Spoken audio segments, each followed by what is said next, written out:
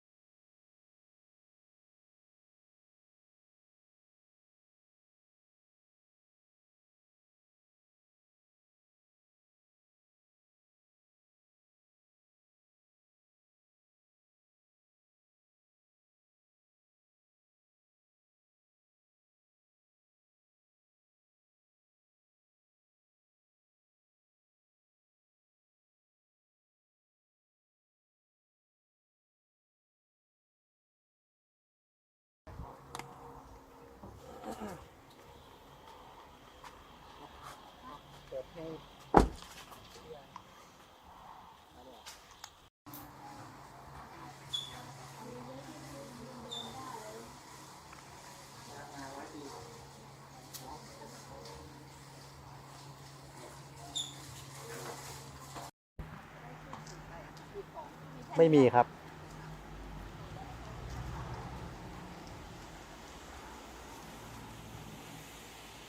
โอเคเฮ้ย Amazing ดีละ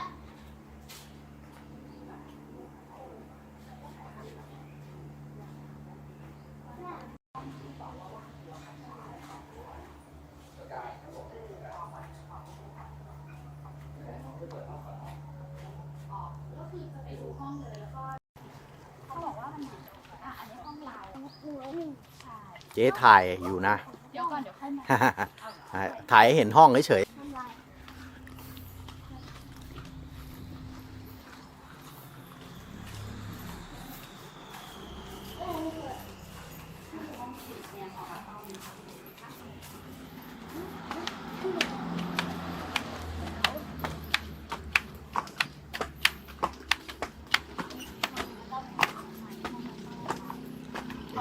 สวยดี แล้วห้องนี้คืนเท่าไหร่คะ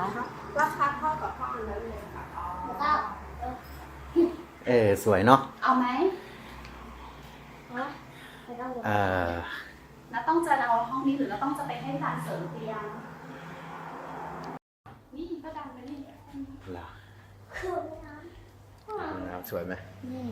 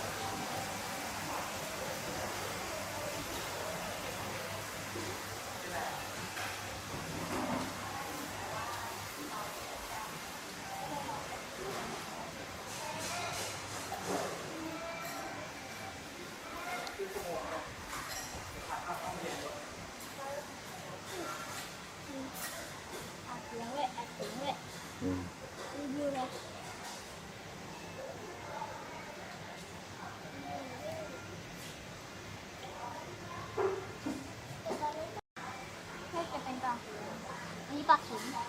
อืม ต้องมารีวิวเลยใช่ปะ อืม ถ่ายหน้านะต้องกระดิ่งนะ อืม ไป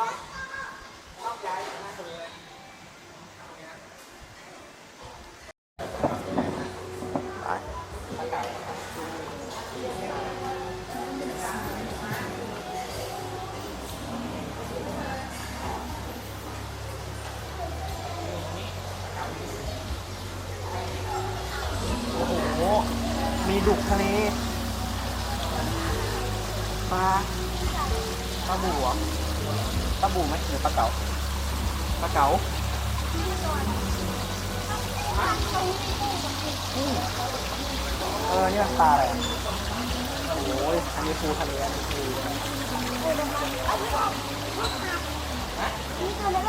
โอ้ดูดิ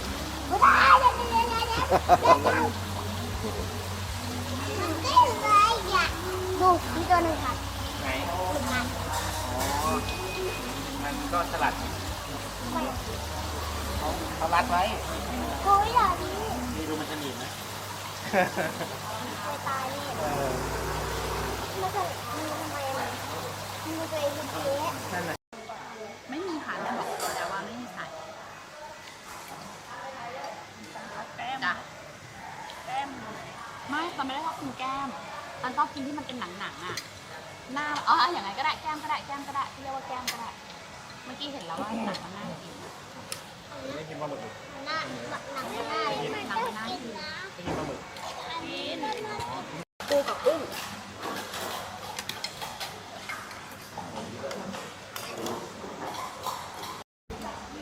ไม่มันต้องใช้มือไหมล่ะป้ายา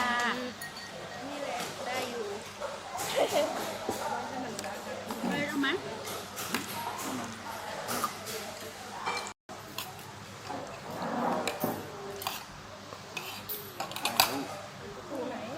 คืออยาก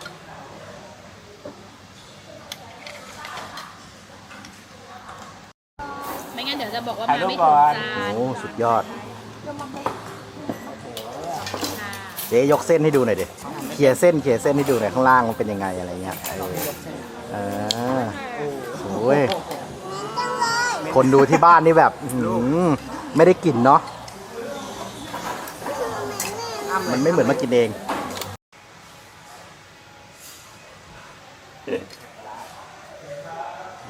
กินให้ดูหน่อยแม่จังหวะเสื้อสีเดียวกันเลยเว้ยวันนี้เว้ย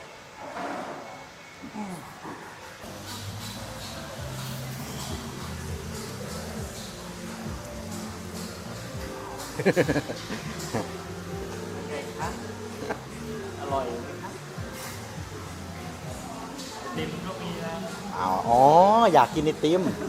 เพราะใช่ครับ ถ้ากินเสร็จแล้วเขาจะพาเดิน แล้วก็เนี่ยตรงของหวาน ใช่ใช่ ติมมีสละร้อย ใช่ แก้วเอารสอะไรดีคะติมเด็ก รสอะไรครับ ช็อกโกแลต เอา เอ้ย นี่ ไม่ใช่ พ่อ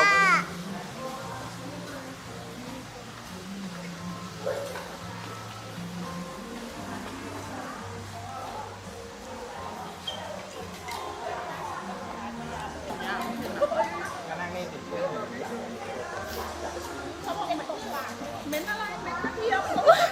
ช่เดี๋ยวนี้เขาจะเยอะ เอาลงมาสิคะ เกิน มองนี่หน่อย ในกล้องไหนยิ้มยัง เป็นไงครับ ที่แบบประหยัดงบประมาณ เป็นไงครับ เครื่องมันก็จะไม่ถึง ไม่ตอบ ไม่ใช่เครื่องถึงเลยนี่มันเครื่องถึงเกิน ไม่อร่อย ชอบกินนะสิ อะไรเหรอ ลูกรู้ไหมต้องพูดดังๆนะ แม่นะได้แล้วสตรอเบอรี่ อืมนะครับพี่พูดอะไรนะครับ งบให้เยอะนะนี่ ไอติมมันทำไมเหรอครับ เอาไปเลยเอาเลยเยอะๆกินหน่อยได้ไหมเนี่ยกินไปเยอะๆเลยใจปูเปอร์อะไรก็หยิบไปเอาให้เอ็มแล้วอย่าลืมมันนี่ยังไม่6 โมงเลยนะ 5:50แล้วเจ๊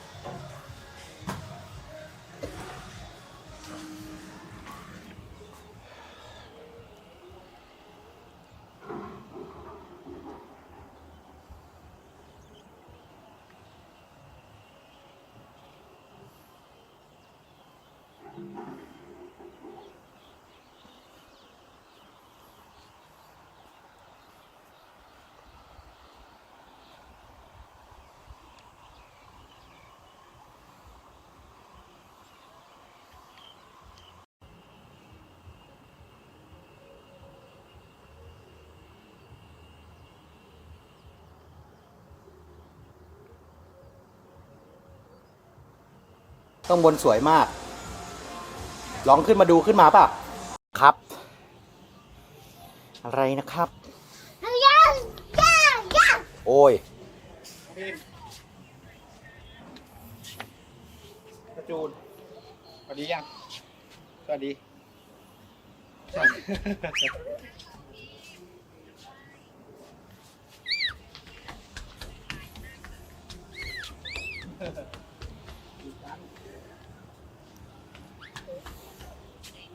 ดูจัน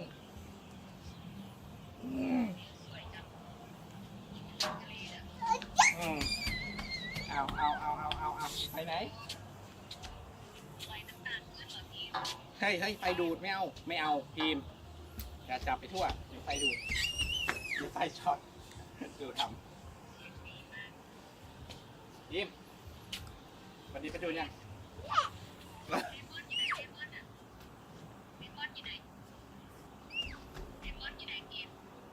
พิมพ์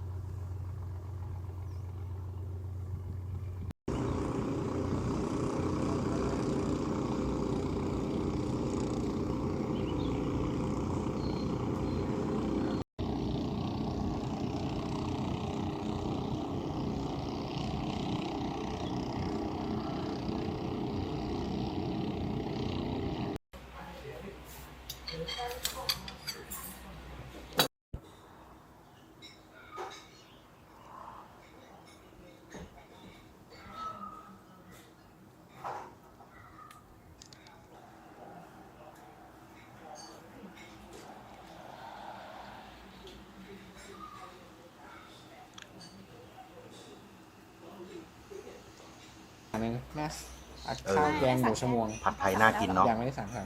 น่ากินทุกอย่างเลยแหละอืมเป็นไงเช้านี้ สวัสดี หืม สวัสดีสวัสดี หวัดดีเหมือนกันแหละครับ เด็ก ครับ เรียบร้อย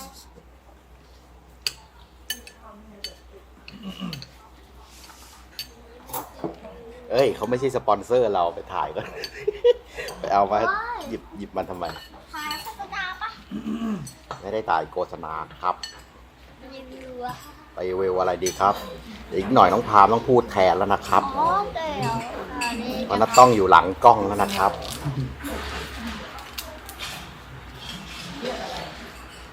เงียบ